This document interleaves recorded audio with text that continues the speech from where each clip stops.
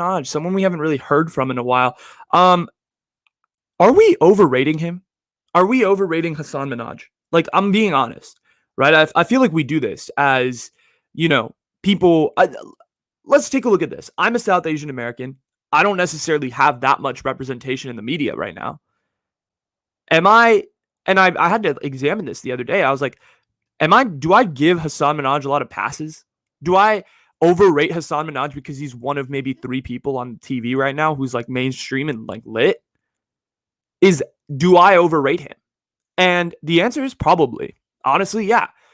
That's why I'm making the same argument with Never Have I Ever. And I was like, and this is like my thought process is I was sitting there and I was like, okay, I make this argument with Never Have I Ever that we are overrating it because we're Indian.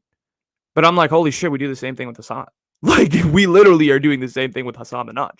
We overrate him because of the fact that he's Indian and we give him a lot more passes.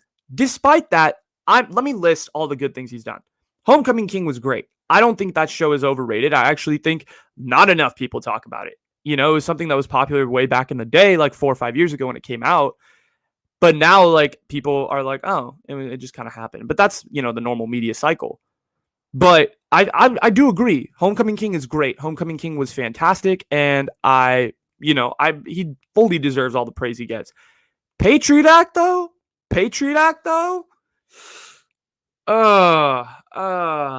I don't know, man. I don't know. Here's how I feel about Patriot Act. I'll give you my honest thoughts. Patriot Act is interesting because it's a show that is very left-leaning, okay? Very progressive ideals leaning, which, I mean, sure, is good because most of mainstream media is progressive anyway. But also, like, I don't know. Sometimes it just wasn't funny. Sometimes it was like more informative than it was funny. I appreciated the stories that Hasan covered, right? Because there was a lot of things that he touched on that were very important. And I fully agree with. But also, I think that a lot of the stuff that a lot of the jokes that he would make were very like, I don't know, it just felt like he was kind of pandering to liberals a little bit, which is fine because that may be his political leanings. But I don't know. It didn't feel like a balanced take on things, in my opinion, to some extent. But I do appreciate the issues that he was covering. But I don't think we should give him a pass because, like he's pandering to liberals, right? Like I think that 100% we should give him some accountability as to like, dude, like that's not cool. You can't just be like hammering one side down the whole time. And that's why he's hella popular in mainstream media now is because he went with the liberals. He kind of went Hollywood in that sense. Does conservative satire work? I don't know. Probably not.